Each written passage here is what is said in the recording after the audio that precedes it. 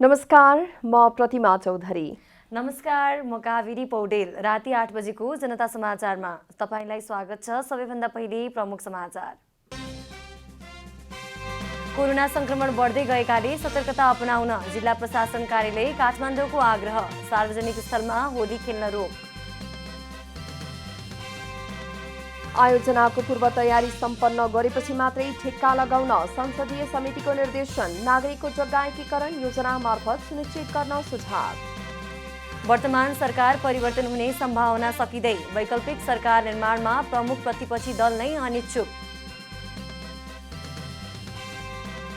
भारतका 18 राज्यमा भेटियो कोरोना भाइरसको नयाँ प्रकार। अन्तर्राष्ट्रिय व्यावसायिक उडानमा थप प्रतिबन्ध। र थ्री नेसन्स कप फुटबल अन्तर्गत नेपालले भोलि किर्गिस्तानसँग पहिलो खेल खेल्दै सुखद सुरुवात गर्ने प्रशिक्षकको दाबी।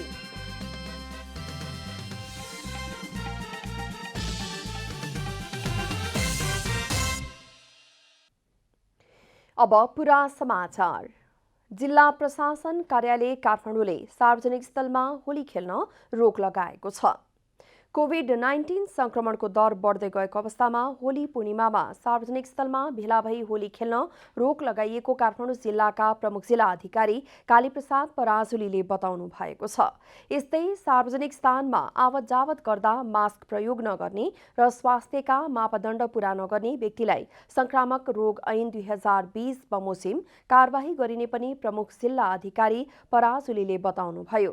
काठमाडौँ उपत्यकामा वृद्धि भइरहेको संक्रमणको दरलाई न्यूनीकरण गर्नको निम्ति स्वास्थ्यका मापदण्डहरू अनिवार्य रूपमा पालना गर्ने, मास्क लगाउने, सेनिटाइजर प्रयोग गर्ने, भौतिक दूरी कायम गरी आफ्नो दैनिक कार्य सञ्चालन गर्ने र समय समयमा हात धुने कार्यलाई अनिवार्य पालना गर्न समेत पराजुलीले अनुरोध गर्नुभएको छ।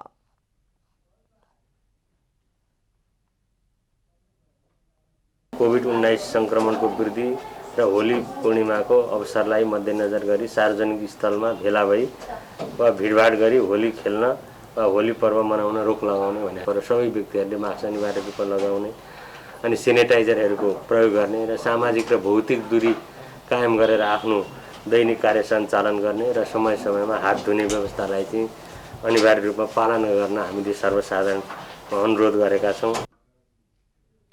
यस्तै कोभिड रोकथाम तथा नियन्त्रणका लागि निर्माण गरिएका क्वारेन्टिन आइसोलेसन केन्द्रहरूको अवस्था के छ भन्ने सम्बन्धमा सबै स्थानीय तह मार्फत अनुगमन गरी तयारी अवस्थामा राख्ने निर्णय गरिएको पनि उहाँले बताउनुभयो। प्रधानमन्त्री केपी शर्मा ओलीले कोभिड-19 को संक्रमण नकारात्मकतातिर गएको भन्दै भयावह हुन नदिन ध्यान दिनुपर्ने बताउनु भएको छ। कोभिड-19 संकट व्यवस्थापन केन्द्रबाट प्रकाशित नेपालमा कोभिड-19 महामारी र प्रतिकार्य प्रतिवेदन सार्वजनिकीकरण कार्यक्रममा बोल्दै प्रधानमन्त्री ओलीले कोभिड-19 को संक्रमण नकारात्मकतातिर जाने लक्षण देखिएको भन्दै भयावह हुन नदिन ध्यान दिनुपर्ने बताउनुभयो। यद्यपि अहिले भयावहको स्थिति नभएको उहाँको भनाइ छ। प्रधानमन्त्री ओलीले खोप लगाएर कोभिड-19 को संक्रमण निर्मूल पार्न सजिलो नभएको पनि बताउनुभयो।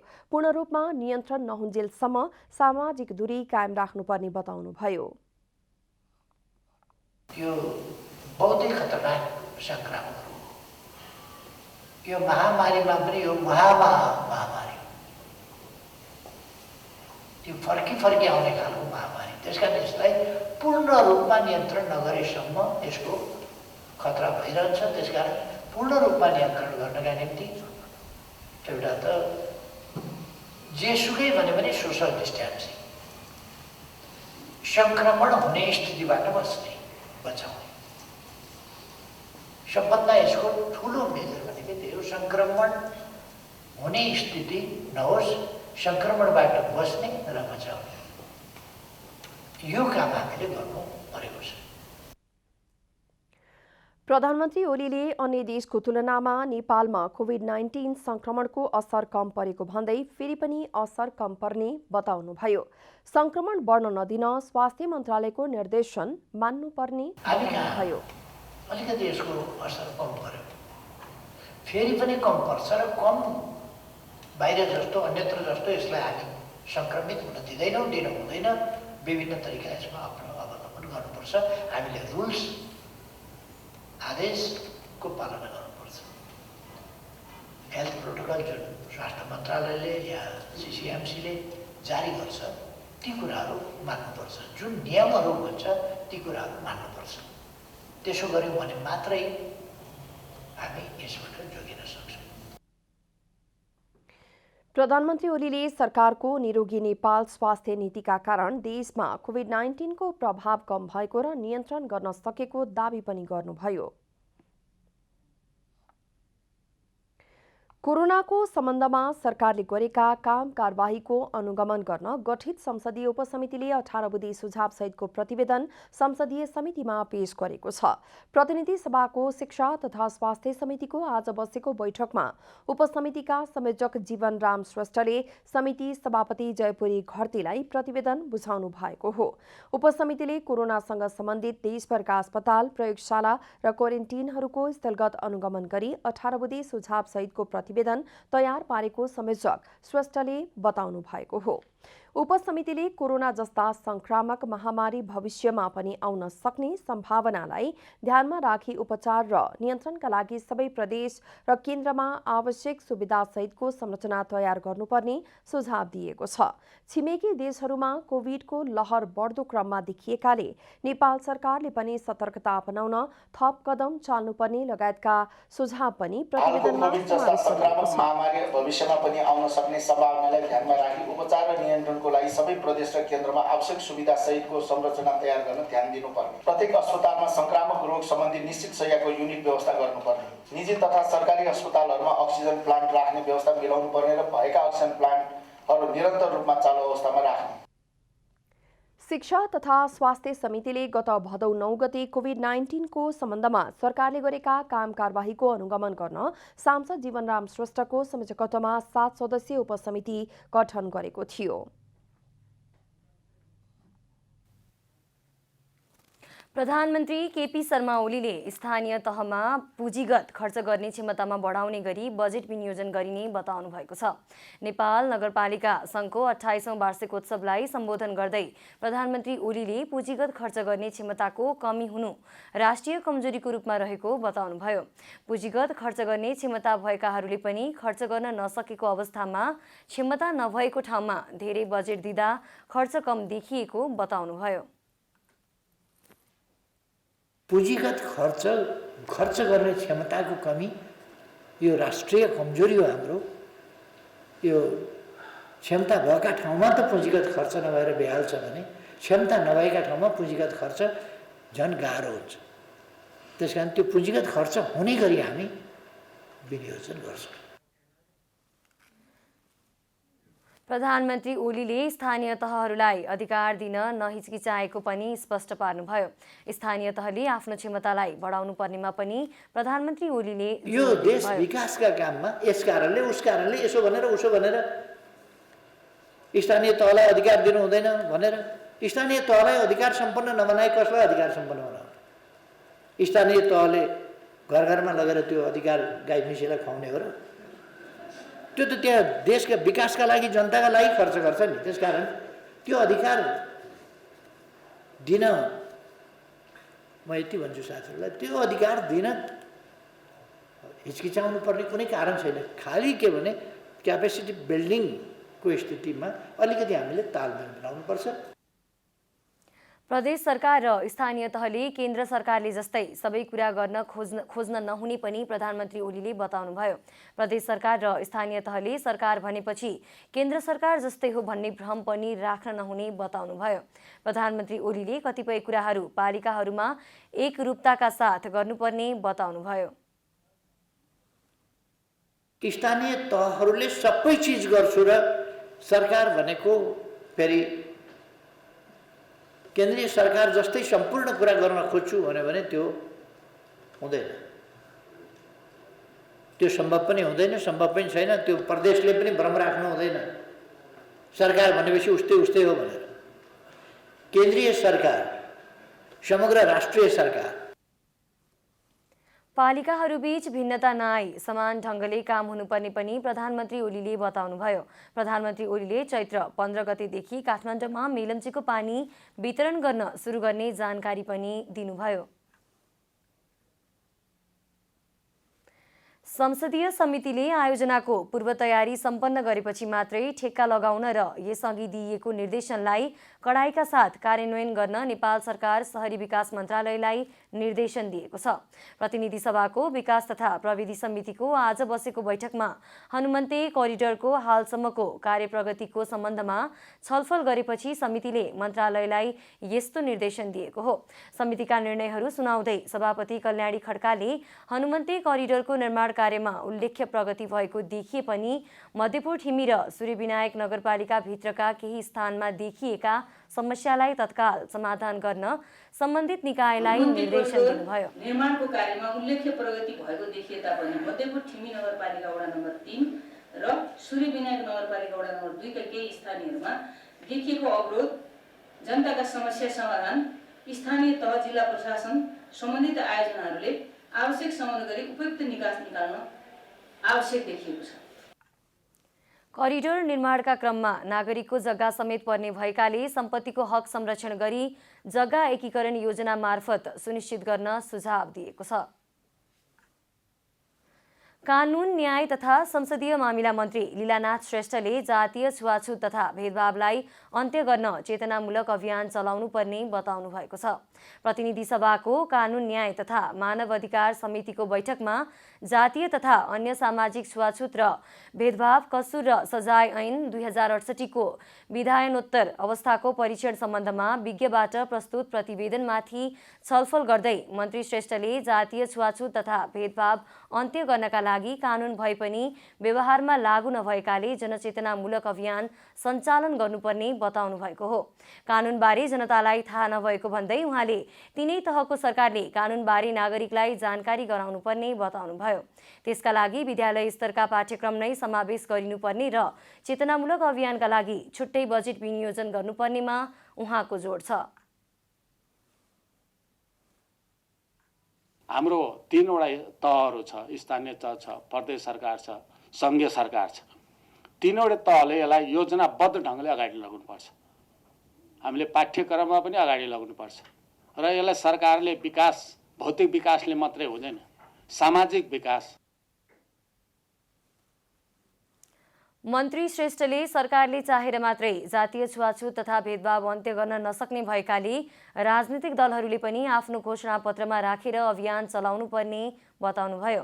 बैठकमा जनता समाजवादी पार्टी नेपालका सांसद लक्ष्मणलाल कर्णले जातीय छुवाछुत तथा भेदभाव सामाजिक अपराध भएकाले यसको उन्मूलनका लागि सामाजिक रूपमा नै कदम चाल्नुपर्ने बताउनुभयो।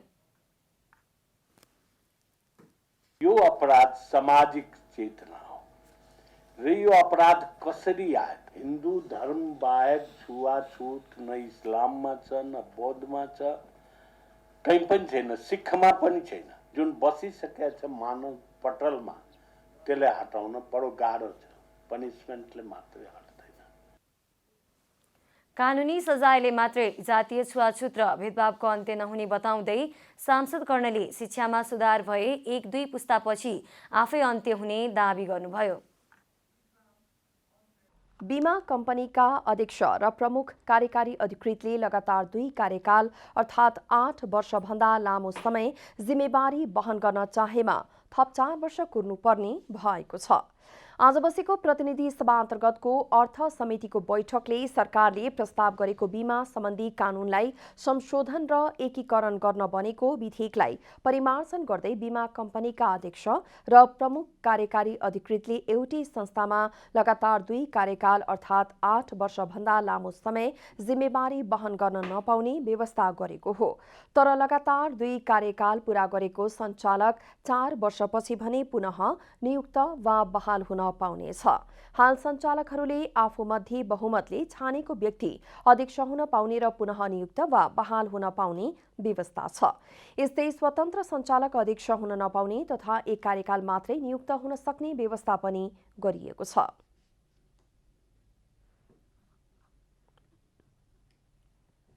यसमा स्वतन्त्र सञ्चालकहरूले आफूबाट बहुमतले छानेको व्यक्ति सञ्चालक समिति अध्यक्ष हुने भन्ने अथवा 5 व्यवस्था छ। यसमा अहिले के क्वालिफाई गरियो भन्दाखेरि या 2 किसिमको सञ्चालक हुन्छन्, विज्ञ सञ्चालक पनि हुन्छन्, अथवा त्यो स्वतन्त्र सञ्चालक हुन्छ। स्वतन्त्र सञ्चालक चाहिँ अध्यक्ष हुन पाउँदैन।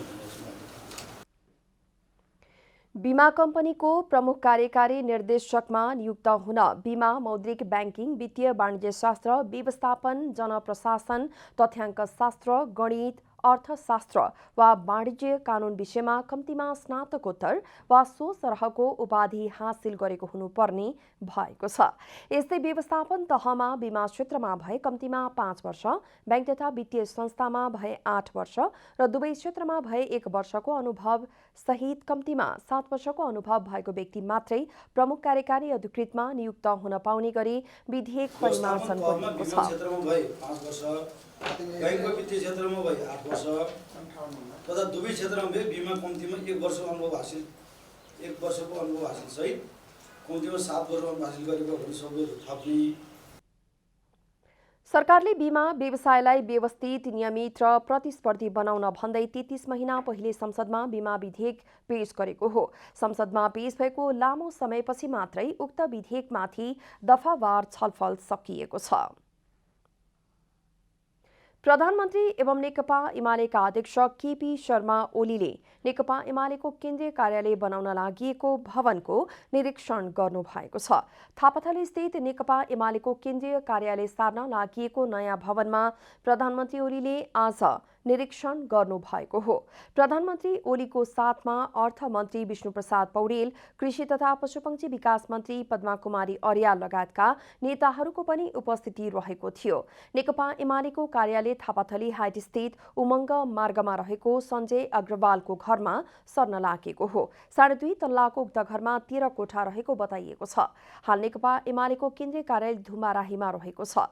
थापाथली स्थित उक्त घरमा कार्यालय राख्न 5 वर्षका लागि सम्झौता भएको र वैशाख 1 गते सर्ने बताइएको छ। प्रमुख प्रतिपक्षी दल नेपाली कांग्रेस वैकल्पिक सरकार निर्माणमा इच्छुक नदेखिएपछि प्रधानमन्त्री केपी ओली नेतृत्वको सरकारले निरन्तरता पाउने संकेत देखिएको छ। प्रमुख प्रतिपक्षी दल नै तयार नभएपछि वैकल्पिक सरकार निर्माण गर्ने सम्भावना तत्काललाई टरेको छ। प्रमुख प्रतिपक्षी दल नेपाली कांग्रेसका सभापति शेरबहादुर देउवाले मंगलबार विराटनगरमा सञ्चारकर्मीसँग कुरा गर्दै कांग्रेस विपक्षमा बस्ने घोषणा गरेसँगै केपी शर्मा ओली नेतृत्वको वर्तमान सरकार हटेर नयाँ सरकार तत्कालै नबन्ने सम्भावना बढेर गएको छ। अर्को विपक्षी जनता समाजवादी पार्टी जसपा पनि सत्ता समीकरणका विषयमा अनिर्णित देखिन्छ।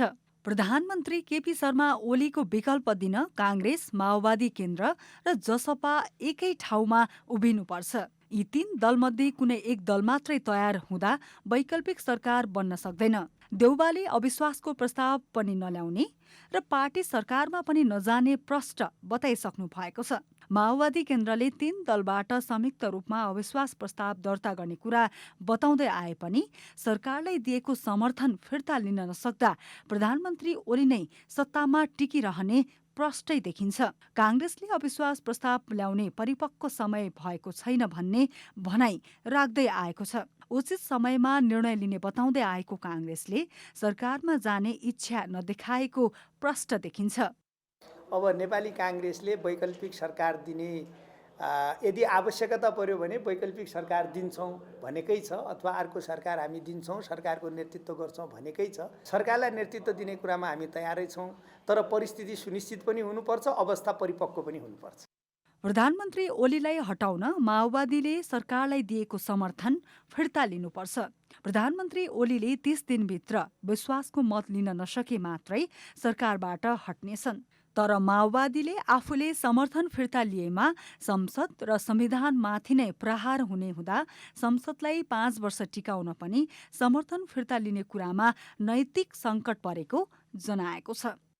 विश्वासको मत लिएपछि दिइदिन्छ, नदिए चाहिँ तुरुन्तै चाहिँ तपाईँ संसद भङ्ग गरेर चाहिँ जाने बाटो खुल्छ भन्ने खालको चाहिँ सायद त्यो स्ट्राटेजीमा हुनुहुन्छ उहाँ चाहिँ। त त्यो स्ट्राटेजीमा भएको हुनाले चाहिँ अब हामीले कहिले फिर्ता गर्ने, कहिले समर्थन फिर्ता गर्ने भन्ने विषयको बारेमा चाहिँ यो अझै पनि परामर्शमै रहेको अवस्था हो। यता जसपाले पनि काङ्ग्रेसले अविश्वास प्रस्ताव नल्याउने घोषणा गरिसकेपछि वैकल्पिक सरकार बन्ने सम्भावना नभएको प्रतिक्रिया दिइसकेको छ। सरकार निर्माण गर्ने पक्षमा भन्दा पनि आफ्ना मुद्दा सम्बोधन गर्न सक्ने पक्षलाई साथ दिने जसपाको रणनीति देखिन्छ। माओवादी केन्द्रले समर्थन फिर्ता नलिँदा 3 दलको गठबन्धनमा वैकल्पिक सरकार बन्ने सम्भावना कमै देखिएको छ। वैकल्पिक सरकार बन्न सकेन भने मुलुक निर्वाचनतिर धकेलिने सम्भावना बढ्ने विश्लेषकहरूको मत छ। कमला हमाल, काठमाडौँ। विश्व क्षयरोग दिवस नेपालमा पनि विभिन्न कार्यक्रम गरी मनाइरहँदा अझै 50% मानिस उपचारको दायराभन्दा बाहिर छन्। अस्पतालहरूको क्षयरोगको उपचार निशुल्क भए पनि सरकारी नियमनको खाँचो देखिन्छ। बुधबार विश्व क्षयरोग दिवस नेपालमा सङ्केत समयको क्षयरोग अन्त्यको भन्ने नाराका साथ मनाइएको छ। सरकारले क्षयरोगको निशुल्क उपचार गराए पनि 50% सङ्क्रमित अझै उपचारको दायराभन्दा बाहिर रहेको आकलन गरिएको छ। सरकारी तथ्याङ्क अनुसार नेपालमा क्षयरोगका बिरामी झन्डै 45,000 छन्। सन् 2019मा राष्ट्रिय क्षयरोग कार्यक्रमले गरेको एक अनुसन्धानमा नेपालभर झन्डै 69,000 सङ्क्रमित हुनुपर्ने आकलन गरिएको थियो। यद्यपि सरकारी औषधि अस्पतालमा उपचारको लागि आउने बिरामी करिब 32,000 मात्र छन्। नेपाल क्षयरोग निवारण संस्थाकी वरिष्ठ चिकित्सक भावना श्रेष्ठले सङ्क्रमित भएका व्यक्तिहरू केही निजी अस्पतालमा उपचार गराउने भए पनि धेरै उपचारबाट छुटिरहेका हुन सक्ने र उनीहरूबाट नै यो रोग सर्न सक्ने अधिक खतरा रहेको बताउनुभयो। उहाँले त्यस्ता व्यक्तिहरूसम्म पुग्न सरकारले जनचेतना, स्वास्थ्य शिविर जस्ता अभियानलाई व्यापक रूपमा सञ्चालन गर्नुपर्नेमा जोड दिनुभयो। अब अहिलेको हाम्रो मुख्य चुनौती भनेको यो जुन मिसिङ क्षयरोगी बिरामीहरू छ नि, तिनीहरू कहाँ छन् त? अब वर्षको 69,000 भनेको छ, तर त्यो त छैन। अब त्यो मिसिङ केसेसहरूलाई नि पत्ता लगाउने नि ठुलो चुनौती छ। सरकारले 2021 सम्म 77वटै जिल्लामा जिन एक्सपर्ट विधि सञ्चालन गर्ने भने पनि अहिले तयारीसम्म भएको देखिँदैन। सामान्य क्षयरोग निर्क्योल माइक्रोस्कोपिक प्रविधिबाट सम्भव भए तापनि DRTB को परीक्षणका लागि जिन एक्सपर्ट विधि नै आवश्यक पर्ने श्रेष्ठ बताउनुहुन्छ। अब अहिलेको झन् सबभन्दा पहिलो भनेको बिरामीहरूको लागि चाहिँ छिटो टिबी रोग पत्ता लगाउने चाहिँ नयाँ डायग्नोस्टिक टुलहरू पनि आएको छ, जुन जिन एक्सपर्ट हामी चाहिँ नि खकार चाहिँ जिन एक्सपर्टबाट टेस्ट गर्ने हो। त्योबाट चाहिँ नि गाँच गर्दाखेरि बिरामीलाई चाहिँ क्षयरोग छ कि छैन, यदि क्षयरोग छ भने पनि उसले खाने औषधिले काम गर्छ कि गर्दैन भन्ने जाँच गर्छौँ। दुईवटा इन्फर्मेसन चाहिँ एकैचोटि आउँछ। त्यसले गरेर चाहिँ नि त्यो टुललाई चाहिँ त्यो सर्भिसलाई चाहिँ हामी नेपालभरि राम्रोसँग व्यापक रूपमा लान सकेको अवस्थामा चाहिँ हामीले चाहिँ नि क्षयरोगको बिरामीहरूलाई चाहिँ पत्ता लगाउन पनि सजिलो हुन्छ र उनीहरूको चाहिँ नि समयमा उपचार गर्न सकिन्छ। क्षयरोगका बिरामीहरूले अनुचित र नियमित औषधि सेवन नगर्दा सामान्य टिबी DRTB का रूपमा परिणत हुँदै गएको छ, जसका कारण क्षयरोगको उपचारमा केही औषधिले काम नगर्ने अवस्था आउने र यसको औषध उपचार लम्बिने हुनाले पछिल्लो समय जोखिम बढ्दै गएको चिकित्सकहरू बताउँछन्। सरकारी तहबाट जनचेतना जगाउने अभियान थाल्नु जरुरी देखिन्छ। क्यामेरामा शैलेन्द्र गोविन्द अमात्यका साथ विकास पौडेल, काठमाडौँ। मेरुदण्ड पक्षघात भएका व्यक्तिहरूलाई क्षमता अभिवृद्धि तथा नेतृत्व विकासको तालिम दिने उद्देश्यका साथ राष्ट्रिय भेला गरिएको छ। 3 दिने भेलामा सहभागीले सिकेको सिप तालिम आफ्नो प्रदेशमा अरूलाई सिकाउने आयोजकले जनाएको छ। मेरुदण्डीय पक्षघात समूह नेपालको आयोजनामा काठमाडौँमा मेरुदण्ड पक्षघात भएका व्यक्तिहरूलाई क्षमता अभिवृद्धि तथा नेतृत्व विकासको 3 दिने तालिमको आयोजना गरिएको छ। भेलामा देशका सबै प्रदेशबाट प्रतिनिधिमूलक रूपमा मेरुदण्डको पक्षघात भएको व्यक्तिहरूको सहभागिता रहेको छ। भेलामा मेरुदण्डको पक्षघात भएका व्यक्तिहरूको क्षमता अभिवृद्धिका लागि नेतृत्व विकास सम्बन्धी तालिम, सरकारले प्रदान गर्ने अधिकारहरूको विषयमा र स्वास्थ्यको हेरचाहको सम्बन्धमा तालिम दिइने मेरुदण्डीय पक्षघात समूह नेपालका अध्यक्ष ऋषिराम ढकालले बताउनुभयो। यो 3 दिने गोष्ठीमा चाहिँ विभिन्न किसिमका तालिमहरू दिन्छौँ, जसले चाहिँ उहाँको चाहिँ क्षमता अभिवृद्धि होस् र उहाँ चाहिँ एउटा लिडर बन्न सक्नुभयो, लिडर बनेर चाहिँ आफ्नो प्रदेशमा चाहिँ कसरी चाहिँ अपाङ्गता सम्बन्धी काम गर्न सकिन्छ भन्ने किसिमको तालिम हो। भेलामा सहभागीहरूले मेरुदण्डको पक्षघात भएका व्यक्तिहरूलाई स्वास्थ्य समस्याको साथसाथै विभिन्न प्रकारका समस्याहरू हुने भएकाले सरकारले समाधानका निम्ति ध्यान दिनुपर्ने बताएका छन्। उपचार तथा स्वास्थ्य सामग्रीको सहज उपलब्धता गराउनु पर्नेमा उनीहरूले जोड दिएका छन्। अरूको सहारामा खानुपर्ने हुन्छ, एकदमै गाह्रो अवस्था हुन्छ। अनि के अर्को समस्या के छ भन्दाखेरि नि जुन व्यक्ति कमाइराखेको व्यक्ति हुन्छ नि ऊ आफै स्वयं अपाङ्गता भएर बस्नुपर्दा परिवारसँग पनि सम्बन्ध अलिकति चाहिँ नराम्रो हुने। स्पाइनल इन्जरी एक गम्भीर खालको अपाङ्गता हो। अब यो अपाङ्गता भइसकेपछि यो समस्याहरू छन्, ठुलो चुनौती पनि छ र यसमा सबभन्दा ठुलो समस्या भनेको चाहिँ एउटा दैनिक रूपमा प्रयोग गरिने स्वास्थ्य सामग्रीहरू रहेका छन्। जस्तै हामी नर्मल रूपमा दिशा नहुने, नर्मल रूपमा पिसाब नहुने, अब यस्ता हरेक समस्याहरू छन्। अनि त्यो दिशा व्यवस्थापनको लागि, पिसाब व्यवस्थापनको लागि हामीले दैनिक सामग्रीहरू प्रयोग गर्नुपर्ने हुन्छ। यो स्पाइनल कट इन्जरी भइसकेपछि हामीलाई सर्वप्रथम त रिहाबको एकदम अत्यन्त आवश्यक पर्छ। त्यो पनि हामीले चाहिँ केन्द्रीकृतमै अहिलेसम्म चाहिँ केन्द्रमै आएर रिहाब गर्नुपर्ने हामीलाई पहिलो चुनौती छ, जहाँ चाहिँ हामीले विकटता एकदम भौगोलिक विकटताको कारणले पनि हामीलाई एकदम पश्चिम पूर्वबाट आउनलाई धेरै नै गाह्रो छ। भेलामा सहभागीहरूले मेरुदण्डको पक्षघात भएका व्यक्तिहरूलाई आफूले सिकेको सिप तालिमबारे आफ्नो प्रदेशमा गएर तालिम सञ्चालन गर्ने आयोजकले जनाएको छ। अब आर्थिक समाचार। आर्थिक समाचारका साथमा अर्घाखाँची ओपिसी सिमेन्ट, सबैभन्दा स्तरीय सिमेन्ट।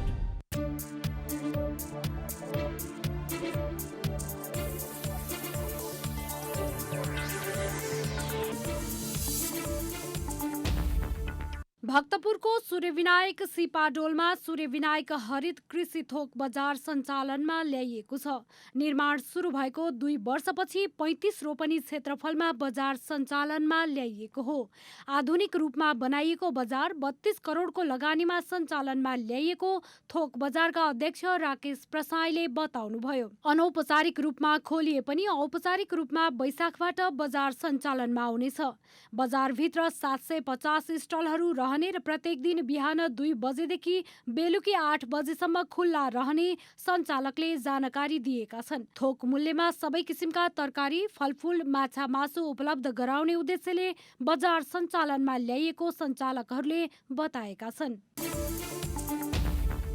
नेपाल सुनचाँदी व्यवसाय महासंघ र नेपाल बंगलादेश बैंक बीच बैंकिङ साझेदारी सम्बन्धी सम्झौता भएको छ। साझेदारी सम्बन्धी सम्झौता पत्रमा महासंघका अध्यक्ष माणिक रत्न साक्य र बैंककी डेपुटी जनरल म्यानेजर सलोनिका सिंहले हस्ताक्षर गर्नु भएको छ। सम्झौता अनुसार महासंघ र बैंक बीच अबदेखि महासंघ अन्तर्गत विभिन्न जिल्ला तथा नगरमा आबद्ध व्यवसाय तथा एसोसिएट सदस्यहरूले नेपाल बंगलादेश बैंकको क्यूआर कोड प्रयोग गरी कारोबार गर्न पाउनेछन्, जसले सुनचाँदीको कारोबार गर्दा नगदमा नै गर्नुपर्ने झन्झटको अन्त्य हुने महासंघका अध्यक्ष साक्यले बताउनु भएको छ। सम्झौतापछि महासंघमा आबद्ध व्यवसायीहरूले नेपाल बंगलादेश बैंक मार्फत उपलब्ध हुने विभिन्न किसिमका बैंकिङ सेवाहरू सरल र सहुलियतपूर्ण रूपमा प्रयोग गर्न पाउने भएका छन्। 2 संस्था बीचको सहमति पश्चात महिला, दलित, विपन्न, अल्पसंख्यक लगायतका वर्गका लागि पनि सहुलियतपूर्ण कर्जा उपलब्ध गराउन बैंकले सहयोग गर्नेछ। बुधबार सुनको मूल्यमा कुनै परिवर्तन आएको छैन भने चाँदीको मूल्य घटेको छ। बजारमा छापावाला सुन प्रतितोला 86,700 रुपैयाँमा कारोबार भएको नेपाल सुनचाँदी व्यवसाय महासंघले जनाएको छ। तेजाबी सुन प्रतितोला 86,250 रुपैयाँमा कारोबार भएको महासंघले जनाएको छ। चाँदीको मूल्य तोलामा 10 रुपैयाँले घटेर प्रतितोला 1,240 रुपैयाँमा कारोबार भएको छ। अन्तर्राष्ट्रिय बजारमा सुन प्रति औंस $1,733 हाराहारीमा कारोबार भइरहेको छ। अब खेलकुद समाचार।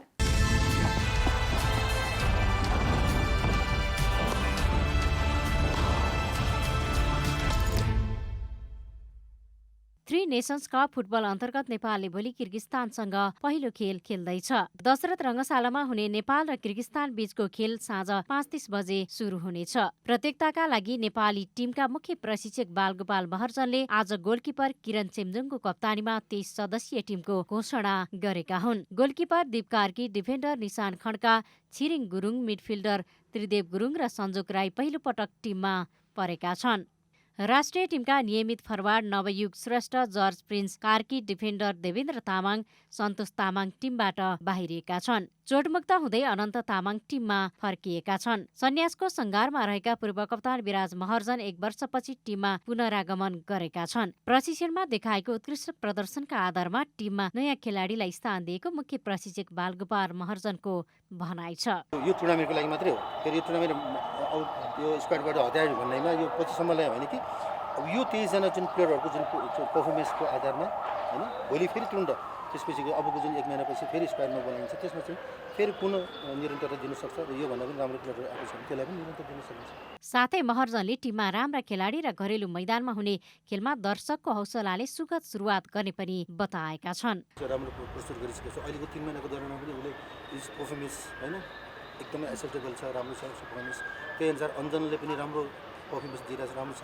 सञ्जोग त्यति राम्रो छ, हरेक एभ्रिथिङ त्यो त्यसमा यो बलियो बनाएको नि यो टोटल्ली टिम नै हामी बोलेको छ। आशावादी छौँ त्यो उनीहरूको जुन पोटेन्सियल र एभ्रिथिङ उसले जुन प्रदर्शन गरेको एज अ ट्रेनिङको पिरियडमा फ्रेन्डली म्याचेसको कुरामा भन्दाखेरि म सन्तुष्ट छु। अन्तर्राष्ट्रिय खेलको कप्तानी गर्ने अवसर पाएकोमा खुसी व्यक्त गर्दै किरण चेम्जोङले राम्रो खेलेर नतिजा आफ्नो बनाउने बताएका छन्। मलाई नेसनल टिमबाट एउटा क्याप्टेनसिपको एउटा नेपाली फुटबललाई लिड गर्नुको लागि र ग्रो अप गर्नुको लागि एउटा मलाई अपर्च्युनिटी दिनुभएको छ। I definitely accept that. Then म आफूले सक्दो र गर्नु सक्ने सबै कुरामा टिमलाई गर्छु र दिन्छु।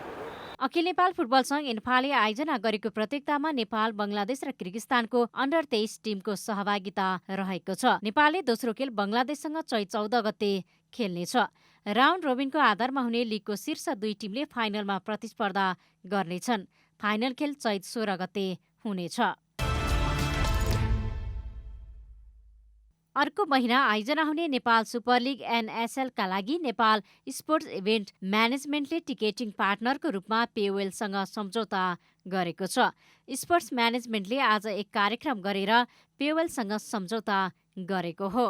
नेपाल सुपर लिगकी अध्यक्ष आश्रयता कार्की चौधरी र पेओएलका प्रमुख कार्यकारी अधिकृत भीमप्रसाद तिमिलसेनाबीच सम्झौता पत्रमा हस्ताक्षर भएको छ।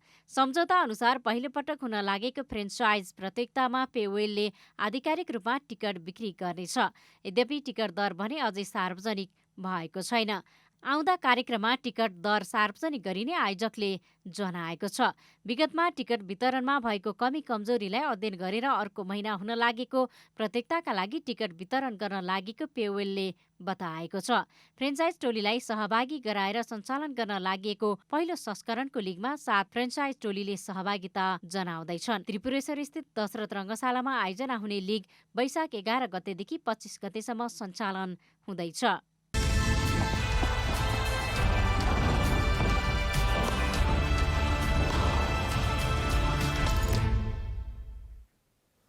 अब मौसम समाचार।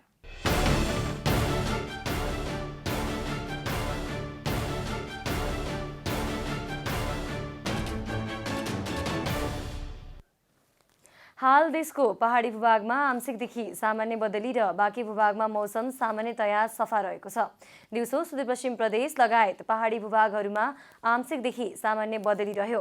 गण्डकी प्रदेश, कर्णाली र सुदूरपश्चिम प्रदेशका थोरै स्थानहरू र बाँकी प्रदेशका पहाडी भूभागका 1-2 स्थानमा मेघगर्जन र चट्याङसहित हल्का वर्षाको सम्भावना रहेको छ।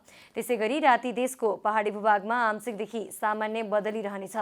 पहाडी भूभागको 1-2 स्थानमा मेघगर्जन र चट्याङसहित वर्षाको सम्भावना रहेको जल तथा मौसम पूर्वानुमान महाशाखाले जनाएको छ। अब देशभरका विभिन्न स्थानका मौसम सम्बन्धी थप विवरण।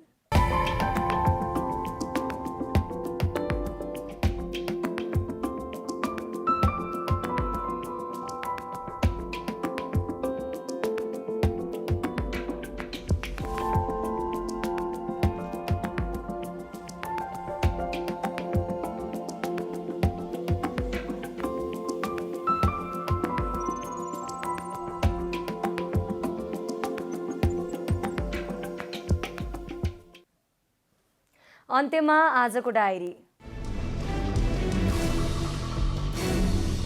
संसदीय समितिले आयोजनाको पूर्व तयारी सम्पन्न गरेपछि मात्रै ठेक्का लगाउन र यसअघि दिइएको निर्देशनलाई कडाइका साथ कार्यान्वयन गर्न नेपाल सरकार शहरी विकास मन्त्रालयलाई निर्देशन दिएको छ। प्रतिनिधि सभाको विकास तथा प्रविधि समितिको आज बसेको बैठकमा हनुमन्ती करिडोरको हालसम्मको कार्य प्रगतिको सम्बन्धमा छलफल गरेपछि समितिले मन्त्रालयलाई यस्तो निर्देशन दिएको हो। जिल्ला प्रशासन कार्यालय काठमाडौँले सार्वजनिक स्थलमा होली खेल्न रोक लगाएको छ। कोभिड-19 संक्रमणको दर बढ्दै गएको अवस्थामा सार्वजनिक स्थलमा भेला भई होली खेल्न रोक लगाइएको काठमाडौँ जिल्लाका प्रमुख जिल्ला अधिकारी कालीप्रसाद पराजुलीले बताउनु भएको छ। यस्तै मास्क प्रयोग नगर्ने र स्वास्थ्यका मापदण्ड पूरा नगर्ने व्यक्तिलाई संक्रामक रोग ऐन 2020 बमोजिम कारबाही गरिने पनि प्रमुख जिल्ला अधिकारी पराजुलीले बताउनुभयो। विश्व क्षयरोग दिवस नेपालमा संकेत समयको क्षयरोग अन्त्यको भन्ने नाराका साथ मनाइएको छ। सरकारले क्षयरोगको निशुल्क उपचार गराए पनि 50% संक्रमित अझै उपचारको दायराभन्दा बाहिर रहेको आकलन गरिएको छ। भारतका 18 राज्यमा 771 जनामा कोरोना भाइरसको नयाँ प्रकार भेटिएको छ। भारतको स्वास्थ्य मन्त्रालयले अहिलेसम्मको तथ्याङ्कको आधारमा भारतमा बढिरहेको संक्रमण र नयाँ प्रकारको डबल म्युटेन्ट भाइरस बीच कुनै सम्बन्ध नभएको बताएको छ। कोरोना भाइरसको यो नयाँ प्रकार विभिन्न देशमा देखिसकेको छ। 3 नेशन्स कप फुटबलका लागि नेपाली टिमको घोषणा भएको छ। नेपाली टिमका मुख्य प्रशिक्षक बालगोपाल महर्जनले गोलकिपर किरण चेम्जोङको कप्तानीमा 23 सदस्यीय टिमको घोषणा गर्नुभएको हो। 3 नेशन्स कपमा नेपाल, बंगलादेश र किर्गिस्तानको अन्डर 23 टिमको सहभागिता रहेको छ। त्रिपुरेश्वरी स्थित दशरथ रङशालामा नेपालले भोलि पहिलो खेलमा किर्गिस्तानसँग खेल्नेछ।